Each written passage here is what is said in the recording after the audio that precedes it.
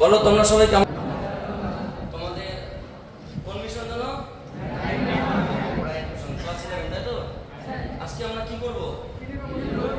দৃঢ় বস্তুর ঘূর্ণন। তো দৃঢ় বস্তুর ঘূর্ণনে আমরা কি করেছিলাম বলতে এর আগের দিন? এমসিকিউ কত পর্যন্ত করেছিলাম?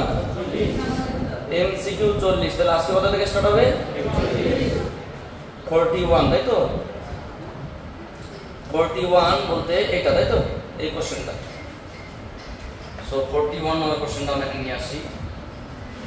দেখতে পাচ্ছ সবাই? আচ্ছা, কোশ্চেনটাকে ভালো করে দেখো কি লেখা আছে যে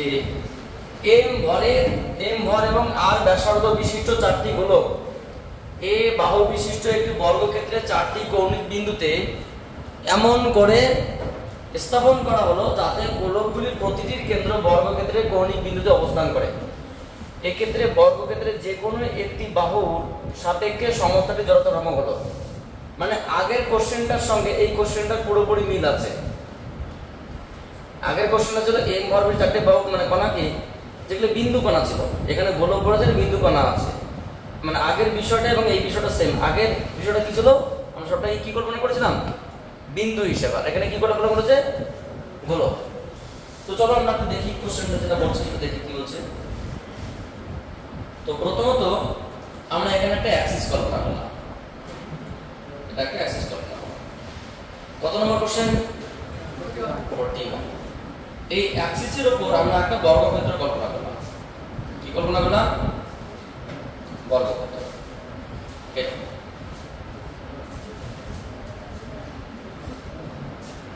ছোট হয়ে গেল,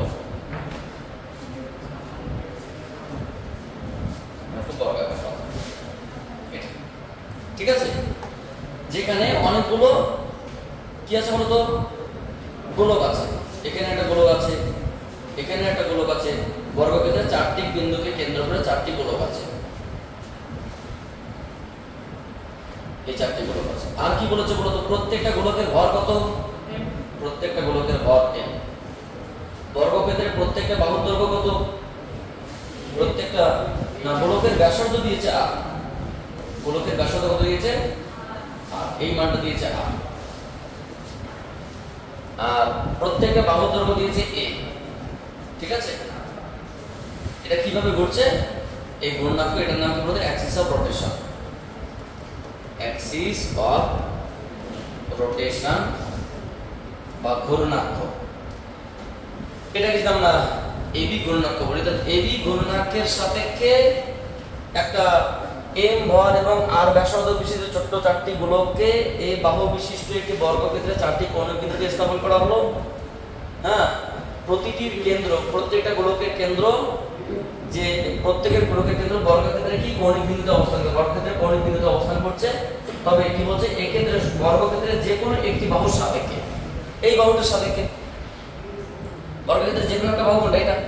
এর সাপেক্ষে কি চেয়েছে বলতো? জড়তা ভ্রামক। তাহলে আমরা কি করব? এখানে জড়তা ভ্রামক হিসাব করব।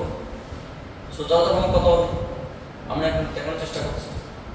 এখানে তাহলে জড়তা ভ্রামক হবে সো বলতো এর জড়তা ভ্রামক কত? এর জড়তা ভ্রামক কত হবে?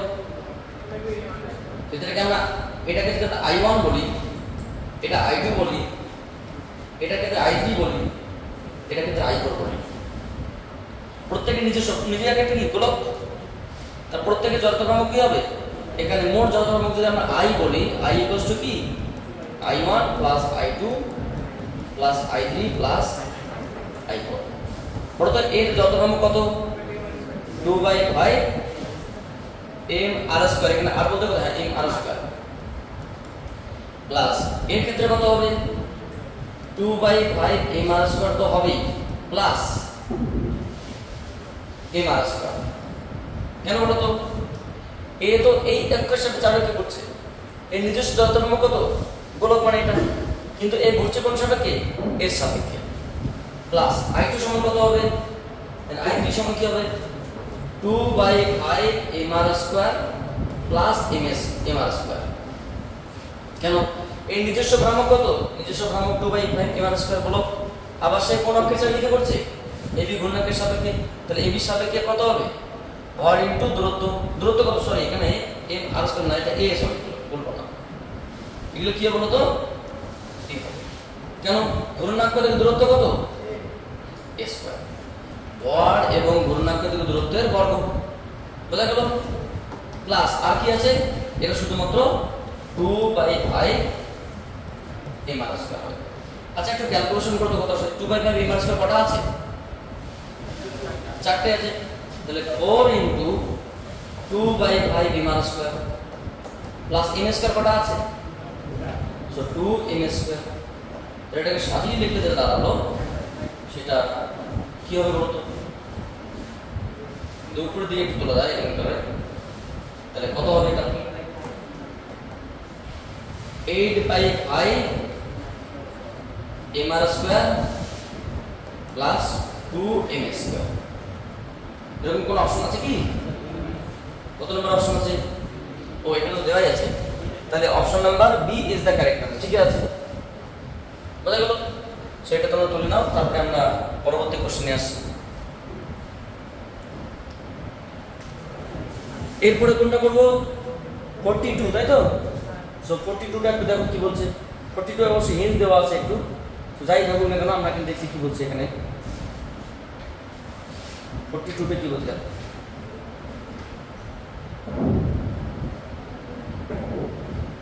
কি বলছে? একটি নিরেট সুষম গোলাকৃতি বল, একটি নিরেট সুষম গোলাকৃতি বল একটি মসৃণ নততল বরাবর h উচ্চতা থেকে গড়িয়ে নামছে।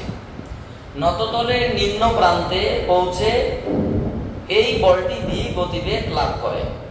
আচ্ছা, এবার এই বলটিকে v গতিবেগে উল্লম্বভাবে উপরের দিকে যদি ছুড়ে দেওয়া হয় তবে বলটি সর্বোচ্চ যে উচ্চতায় উঠবে তা হবে।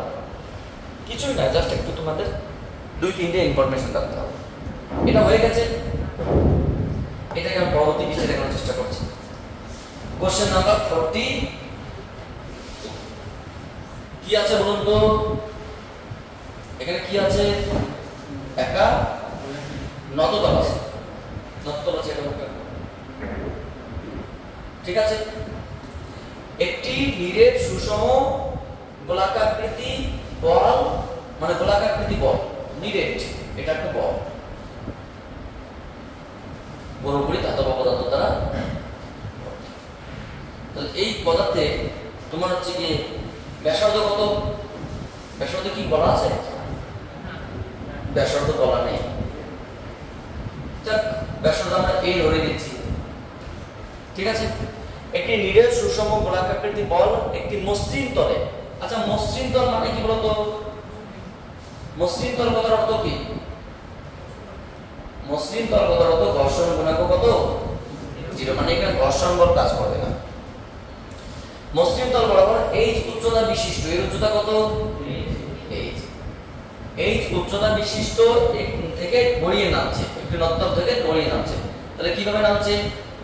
গড়িয়ে। তাহলে কত বেগে নামছে? এটা গড়িয়ে গড়িয়ে ওমেগা, এবং সামনের দিকে এগিয়ে যাচ্ছে জি বেগে।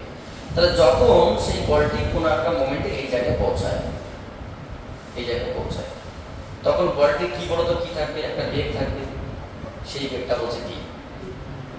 তাহলে আমার প্রশ্ন, যখন বলটা এখানে ছিল তখন তার কি শক্তি ছিল? শুধুমাত্র স্থিতি শক্তি ছিল, কারণ তার কোনো বেগ ছিল না। আবার বলটা যখন নামতে স্টার্ট করলো তখন সে কি শক্তি নিয়ে নামছে? কি কি গতি শক্তি? মানে এখানে তোমার হচ্ছে গিয়ে রৈখিক গতি শক্তি প্লাস আবর্ত গতি শক্তি। কেন? সে নামছে প্লাস সে ঘুরতে ঘুরতে নামছে, কারণ ঘুরতে ঘুরতে সে আস্তে আস্তে নিচের দিকে নামছে। এটা কি রৈখিক আর এটা কি কৌণিক। তাহলে আমরা কি বলতে পারি? অ্যাকর্ডিং টু এনার্জি কনজারভেশন ল, শক্তি সংরক্ষণ সূত্র কি বলতে পারি? এ কিন্তু শক্তি কত? mgh। এখানে যখন আসলো এখানে কত বেগ লাভ করলো এখানে? সো এখানে গতি শক্তি কত হবে? Half of mv square. আর এখানে আবর্ত শক্তি কত? Half of i omega square. আচ্ছা, বলো তো এখানে এটা কি? এটা একটা কি? গোলকের যত নম্বর কত হয়? 1/2 mv square plus half of গোলকের কত হবে? 2/5 m r স্কয়ার। এখানে m a স্কয়ার বলছি, ব্যাসার্ধ বলা নেই না, না তো সমস্যা নেই, এম আর স্কয়ার। আচ্ছা ওমেগা সমান কি ভি বাই আর, আচ্ছা এখানে ভি বাই এ এই জন্য কেটে বুঝতে পারছি, এই জন্য দেওয়া হয়।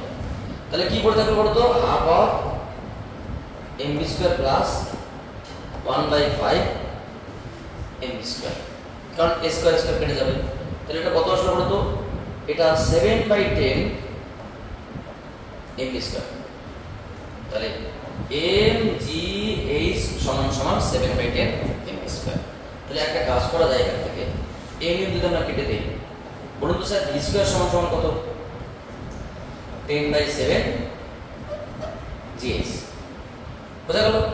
প্রথম পয়েন্ট আমাদের বিষয়টা আমরা বললাম যে যখন একটা কোনো গোলক গড়াতে গড়াতে গড়াতে গড়াতে এই পয়েন্টে নামলো, তখন এখানে ছিল সবটাই স্থিতিশক্তি, এখানে গতিশক্তি প্লাস কৌণিক গতিশক্তি। এখানে স্থিতিশক্তি শূন্য, স্যার স্থিতিশক্তি নেই কেন, কারণ এখানে কোনো হাইট নেই। হাইট না থাকলে এম জি এইচ মানে এই যখন ছিল সেখানে এইচ ছিল তার জন্য। তো সেক্ষেত্রে আমরা কি বললাম, যখন কণাটি কোথায় নামলো বলতো, জাস্ট নিম্নবিন্দুর পৌঁছল, তখন তার বেগ কত, ভি স্কয়ার বা ভি সমান ভি। এবার এই বলটিকে ভি গতিবেগে কত বেগে, যে বলের যে বেগে নামলো, যে বেগে সে নামলো, সেই ভি বেগে বলটি যে বেগে নামলো সেই ভি গতিবেগে উপরের দিকে, এই বলটিকে ভি গতিবেগে উপরের দিকে কি ছুড়ে দেওয়া হলো। তাহলে সর্বোচ্চ যে উচ্চতায় উঠবে তা কত। দেখো আমরা এখানে কাজ করতে পারি, সেটা কি, আমি এটাকে সাইড করে রাখলাম, ঠিক আছে, তুমি দেখিয়ে দিচ্ছি টেনশন নাই। এবং তরকারিটাকে আমি একটা ছোট ডিভিশন করে দিচ্ছি, তাহলে ব্যাপারটা কি দাঁড়ালো এখানে, যে আর একটা বলকে, ওই একই ঘরের বলকে, ওই বলটাকে কত দিকে চললাম, উপরের দিকে ভি বেগে চলে গেল। তাহলে উঠতে উঠতে একসময় কি হবে, একসময় স্থির হয়ে যাবে, কারণ সর্বোচ্চ যে উচ্চতা হবে সেই উচ্চতা থেকে, সাপোজ আমি তোমাকে বললাম সাপোজ এক্স, উচ্চতা চেয়েছে এক্স, ঠিক আছে, সর্বোচ্চ যে উচ্চতার বিষয়টা কত, কত ত্বরণে উঠছে, মাইনাস জি ত্বরণে, কারণ জি উল্টো দিকে। কত দ্রুত গেল, কত বেগে যাত্রা শুরু করলো, অন্তিম বেগ কত, জিরো। তাহলে আমরা কি জানি, ওই নয় কি জানি বলতো, square equals to U square plus 2x। এখানে অন্তিম বেগ কত, প্রাথমিক বেগ কত, কি নিয়ে চলছে সে, মন্দন নিয়ে, মানে উল্টো দিকে ত্বরণে। সো কত দ্রুত গেল, তাহলে এক কাজ করা যেতে পারে, সো ভি স্কয়ার সমান কি 2gx। তাহলে এই 2gx কি এর সঙ্গে সমান নয়, এই 2gx কি এর সঙ্গে সমান নয়, আমার প্রশ্ন, এই মান দুটো কি সমান নয়, 2gx ভি স্কয়ার কি এর সমান নয়। সো আমরা কি লিখতে পারবো তো, সো আমরা লিখতেই পারি 2gx equals to 10/7 gx। So g কেটে দাও, 2 কাটলে 5, তাহলে কত, x equals to 5/7। এই এরকম কোনো অপশন আছে কি, তাহলে ওই বেগ যদি আমরা ছড়ে দেই, যেখানে কি বেগ শূন্য হবে, সর্বোচ্চ যে উচ্চতা পৌঁছবে সেটা কত, 5/7 h। 5/7 h, option number C is the correct answer. বুঝতে পারলে? তোমরা কি বুঝতে পারছো? সবাই মনমরা হয়ে বসে আছো কেন? কি সমস্যা তোমাদের, কোন মিশন, তোমাদের স্টুডেন্ট সংখ্যা একটু কম মনে হচ্ছে, কি ব্যাপার, কোথায় গেছে সব, কেন সবাই অসুস্থ নাকি? ঠিক আছে, তোমাদের শেষের দিকে আবার পরিচয় করে দেবো, আমরা একটু সামনের দিকে যাই, আমরা আবার আলোচনা করছি, ঠিক আছে। পরবর্তী কোশ্চেন কোনটা, তাহলে আমরা 41 এবং 42 করলাম, তাই না? এরপরে কোনটা হবে, 42 পরে 43। আচ্ছা, তো তোমাদের 43 এখানে আছে, 43 এর কোশ্চেনটা পড়ো, কি বলছে দেখো, একটি নিরেট গোলক একটি নততলের সর্বোচ্চ বিন্দু থেকে গড়িয়ে নামছে। একটি নিরেট গোলক একটি নততলের কোথা থেকে, নততলের সর্বোচ্চ বিন্দুতে গড়িয়ে নামছে। তাহলে নততলের পাদদেশে পৌঁছে গোলকটি ভি বেগ লাভ করে, তো একই তো গল্প, গড়িয়ে নামছে, এই পয়েন্টেই আছে, ভি বেগ লাভ করে। আবার ওই গোলকটিকে নততলের সর্বোচ্চ বিন্দু থেকে পিছলে দিতে নিচে না। আচ্ছা, তাহলে স্যার এখানে একটা কাজ করা যায়, এটা করবো কি চেঞ্জ করে দেবো, এটা দিয়ে আলোচনা করি। চেঞ্জ করে দিচ্ছি। তাহলে আমরা একটা কাজ করি সহজভাবে বিষয়টা বোঝানোর জন্য, আমরা এটাকে একটু ছোট করে দিচ্ছি, ঠিক আছে?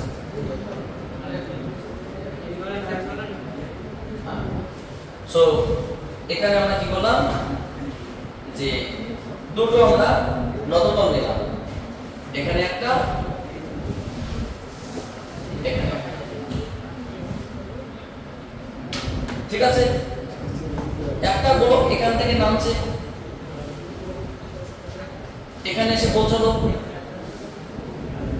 আর একটা গোলক এখান থেকে নামছে বাট এখানে এসে পৌঁছলো। বলো এটা কত নম্বর কোশ্চেন? 43। ভালো করে বোঝার চেষ্টা করো। একটি নিরেট গোলক একটি নততলের সর্বোচ্চ বিন্দু থেকে গড়িয়ে নামছে। বলুন তো এর উচ্চতা কত? মানে এখানে একটাই নততল আছে, আমরা দুবার দেখানোর চেষ্টা করলাম, দুটো বক্তব্য বলেছে। গড়িয়ে নামছে, প্রথমটা কিভাবে নামছে? নামছে আবার সে গড়াতে গড়াতে নামছে, মানে ওমেগা থাকবে, ভিও থাকবে। ভি বলতে এখানে 0 বাট এখানে ভিটা লাভ করবে, এখানে বেগ কত ভি। আবার ওই গোলকটি নততলের সর্বোচ্চ বিন্দু থেকে পিছলে নামছে, আর কিন্তু গড়াবে না, এবার শুধু এমনি নামবে। প্রাথমিক বেগ কত? 0, আর অন্তিম বেগ কত? V prime. বুঝতে পারলে? একবার ঘুরতে ঘুরতে ঘুরতে ঘুরতে নামবে, একবার কি ঝলকে ঝলকে ঝলকে ঝলকে, মানে কোনো রোটেশন থাকবে না। যদি পাদদেশে সেক্ষেত্রে বেগ কত হয়? ভি প্রাইম, আর এখানে বেগ কত? ভি। তবে ওরা ভি প্রাইম এবং ভি এর মান চেয়েছে। তাহলে আমরা দুটো স্টেপ যদি আলাদা করে ক্যালকুলেশন করার চেষ্টা করি, কি দাঁড়াবে বলুন তো স্যার ম্যাডামরা? আপনারা আমাকে একটু হেল্প করুন। যারা ভিডিও দেখে তাদেরকে বলবো তোমরা যদি বুঝতে না পারো আমার স্টুডেন্টের সঙ্গে আগে কনসাল্ট করো, কারণ ওরা আমাদের মানে ভালো জানে। সেখানে কি বলবো বলুন তো? mgh কার সমান? Half of mv square plus half of i omega square. বুঝা গেল না? গেল না? এটা মানে তোমার হচ্ছে হাফ অফ mv স্কয়ার, যেটা আমরা এখনই ক্যালকুলেশন করলাম, এটা হাফ ইনটু 2/5, 2/5 m ব্যাসার্ধ যদি আমরা a কল্পনা করি স্কয়ার ইনটু v/a তার স্কয়ার। এই বেগটা কোথায় হলো তো? এখানে। তাহলে কি আসলো? Half of mv square by plus 1/7 mv square কত? 7/10, তাই তো? 7/10 mv স্কয়ার কত? mgh। এখানে mm যদি কেটে দেই, বলুন তো স্যার ম্যাডামরা, এখানে v স্কয়ার সমান কি আসলো? 10/7 ইনটু gh, তাই তো নাকি? তাও এখানে এই ক্ষেত্রে দেখো সেকেন্ড স্টেপ। সেকেন্ড স্টেপে কি এখানে কি থাকবে? শুধুমাত্র কি আছে?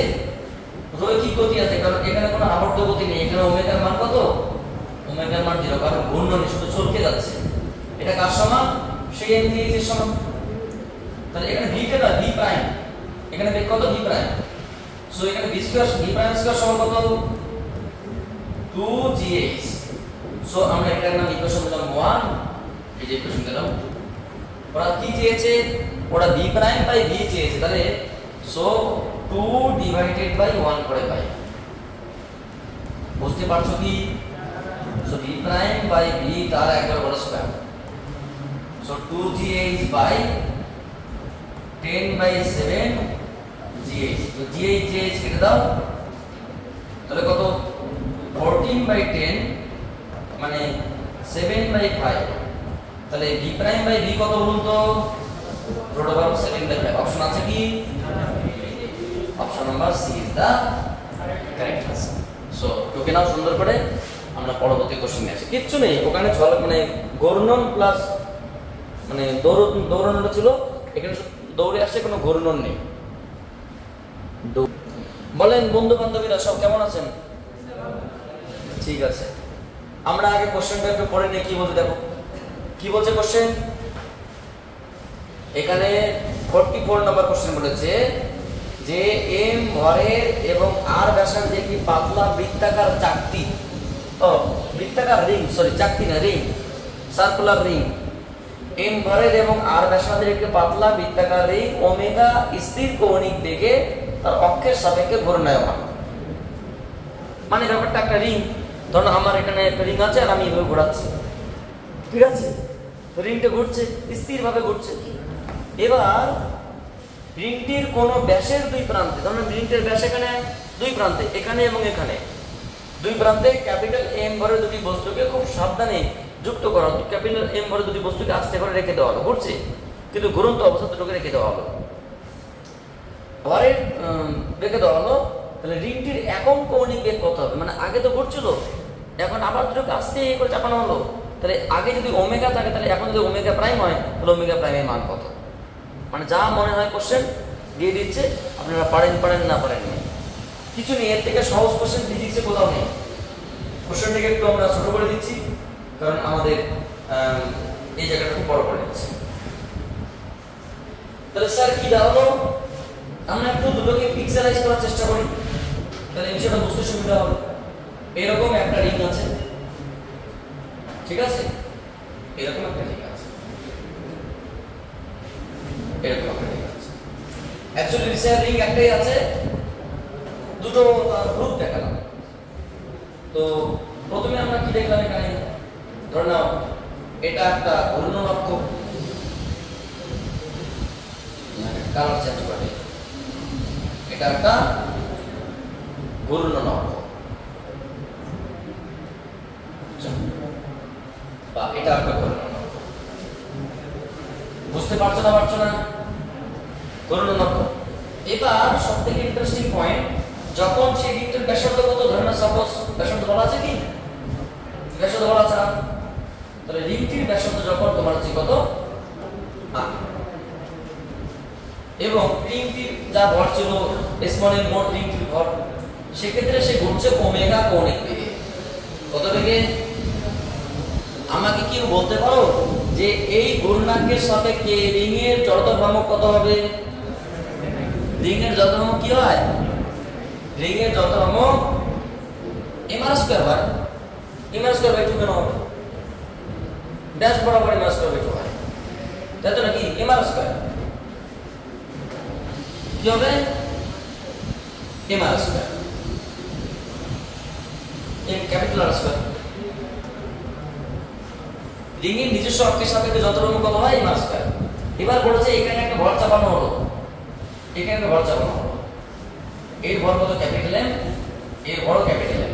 তখন আমরা ছোট্ট দুটো বস্তুকে ঝুলিয়ে দিয়েছি। এটা এবার কি আগের মতো করে ঘুরবে?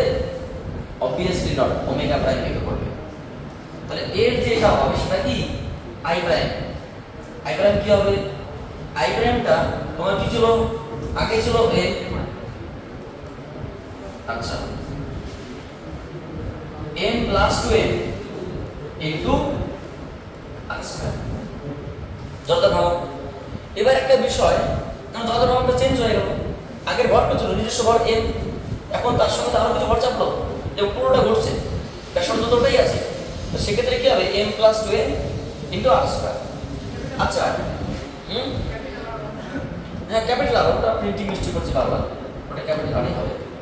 এবার বিষয়টা কি দাঁড়ালো? এখানে বিষয়টা হচ্ছে কি, দেখো একটা জিনিস মাথায় রাখতে হবে, যেহেতু একটা সিস্টেম সে কি চাপালো আর না চাপালো, তাহলে এর আগের কৌণিক ভরবেগ আর এখনকার কৌণিক ভরবেগ কি হবে? সমান হবে, অ্যাকর্ডিং টু মোমেন্টাম কনজারভেশন ল। এর আগের কৌণিক ভরবেগ যা ছিল এখনকার কৌণিক ভরবেগ তাই হবে। সো আমরা ক্লিক করি অ্যাকর্ডিং টু মোমেন্টাম কনজারভেশন ল। কি বলুন তো স্যার, ম্যাডাম আগের কৌণিক ভরবেগ কত? I ইনটু ওমেগা, এখনকার কত? I prime into omega prime. আচ্ছা, I ওমেগা কত? mr² into omega. এটা কত? m plus capital 2m into r² into omega prime, তাই তো নাকি?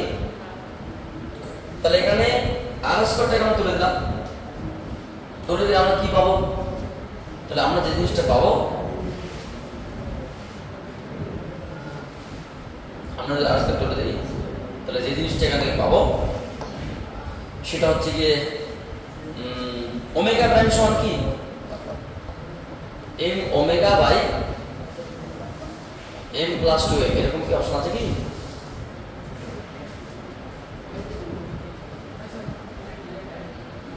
অপশন নাম্বার ডি ঠিকই আছে, ঠিক আছে, না থাকার কোনো কারণ নেই। অ্যাকচুয়ালি ওখানে লেখা আছে, ওটাই লেখা আছে ওমেগা এম বাই, ঠিক আছে। সো কৌণিক ভরবেগের সংরক্ষণ সূত্র অনুসারে এখানকার যতনাম কত হবে, কৌণিক বেগ কত হবে, কৌণিক বেগ হবে তোমার এটা option number D is the correct answer. So টুকে নাও, মানে মেইন ব্যাপারটা বুঝতে পারলে কি, এমনিতে যা জড়তাবাহক ছিল পরে জড়তাবাহককে আগের থেকে বেড়ে গেল, কারণ দুটো ভর চাপানো আছে। তো এখনকার কৌণিক বেগ নিশ্চয়ই কমবে, কিভাবে কমবে, জড়তাবাহক যে হারে বাড়ছে। তো আমরা তো জানি যে ভরবেগের সংরক্ষণ সূত্র মানে এখানে কোন ভরবেগ সূত্র, অ্যাকর্ডিং টু মোমেন্টাম, না সরি অ্যাঙ্গুলার মোমেন্টাম, কৌণিক ভরবেগের সংরক্ষণ সূত্র অনুসারে। বুঝতে পারি কি বললাম? সো তুলে নাও, আমরা পরবর্তী কোশ্চেন আলোচনা করছি। Question number 45।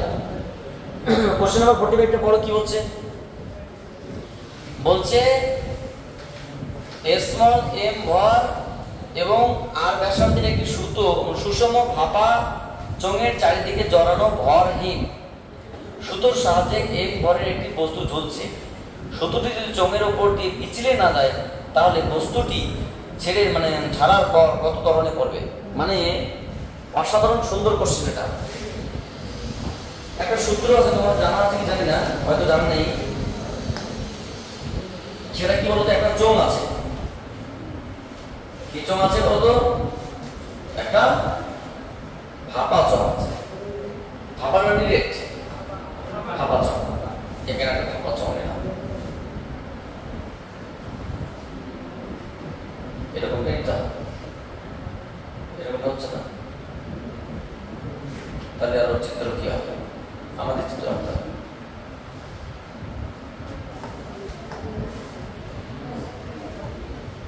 সো এরকম একটা চোঙ আছে, কারণ অনুভূমিকের ব্যাপার আছে, ওইভাবে হবে না। চোঙ আছে, চোঙের গায়ে কি জড়ানো আছে বলতো, চোঙের গায়ে আচ্ছা এম ভর কত নম্বর বসে 45, আমাদের বুঝতে সমস্যা হচ্ছে। এম ভর এবং আর ব্যাসার্ধের সুষম চোঙের ভর কত, ব্যাসার্ধ কত, আর ব্যাসার্ধের সুষম চোঙের চারিদিকে কি জড়ানো আছে, ভরহীন সুতো। সো ভরহীন সুতো জড়িয়ে দিলাম এইভাবে, সুতো জড়ানো আছে।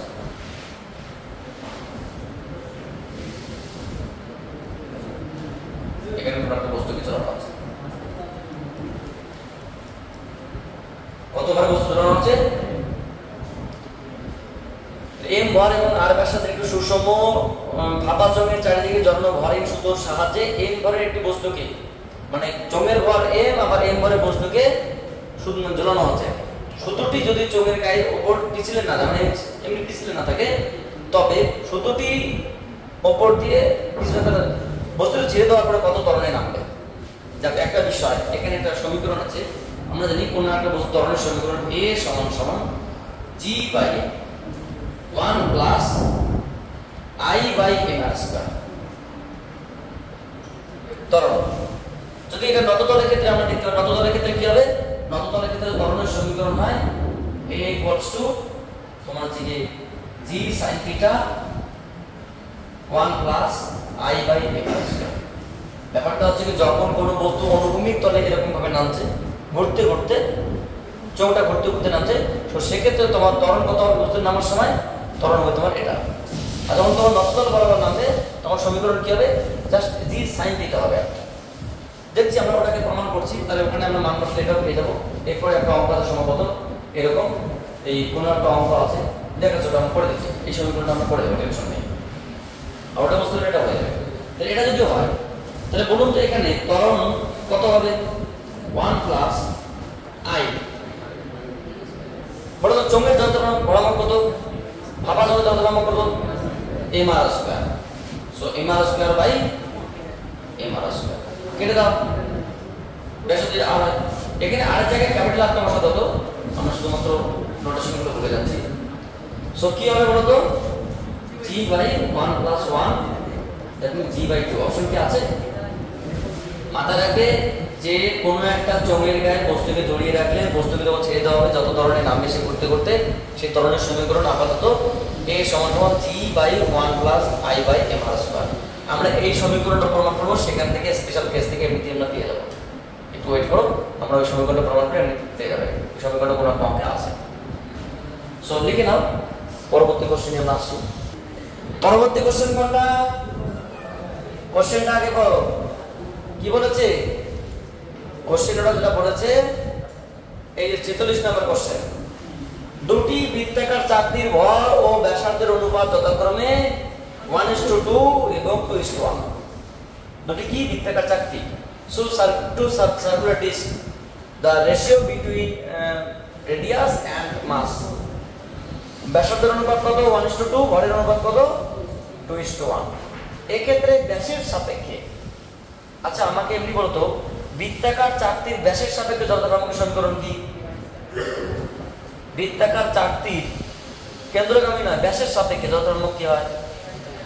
না স্যার, ওটা তো কেন্দ্রগামী, 1/4 mr², ব্যাসের সাপেক্ষে, প্যারালাল অ্যাক্সিস থেকে, সরি লম্ব অক্ষ প্রবদ্ধ। তোমাদের থিওরি পড়ানো হয়েছিল, দেখো mr²/2 ওটা বৃত্তাকার চাকতির কেন্দ্রগামী অক্ষের সাপেক্ষে, কিন্তু যে কি ব্যাসের সাপেক্ষে, এটা বলে গেছে। এক্ষেত্রে ব্যাসের সাপেক্ষে চাকতি দুটি জড়তা ভ্রামকের অনুপাত 1/4। যেহেতু অনুপাত চেয়েছে, 1/4টা ফ্যাক্টর হবে না, তুমি 1/2 দিয়ে করলেও হবে, কিন্তু সূত্রটা সেম নয়, বুঝতে পারলে? যদি মান চাইতে তোমার সমস্যা অনুপাত না আছে, তো একটা আমরা দেখছি কি আসছে এখানে পরবর্তী পৃষ্ঠা। এখানে পৃষ্ঠার মধ্যে আমরা একটু হালকা করে ডিজাইন করার চেষ্টা করি, ডিজাইন বলতে এটাকে সেপারেট করার চেষ্টা করি, আর এটাকে জমায় বলো, ওটাকে আমরা চেঞ্জ করি, তাই তো সমস্যা। আচ্ছা শোনো কি বলেছে, দুটো বৃত্তাকার চাকতি, এটা একটা বৃত্তাকার চাকতি, দুটো বৃত্তাকার চাকতি আমি এঁকে নিচ্ছি, ওটা বৃত্তাকার চাকতি দুটো, এটা একটা, এটা একটা, ঠিক আছে। আচ্ছা কোনটা বড় বলো তো? পরেরটা বড়, ব্যাসার্ধের অনুপাত না, না ভর ইনটু, না দ্বিতীয়টা বড়, ভর এবং ব্যাসার্ধ, মানে প্রথমটা ছোট, এরকম বুঝতে পারলে? এরকমটা বলেছে। তাহলে এর ব্যাসার্ধ কত?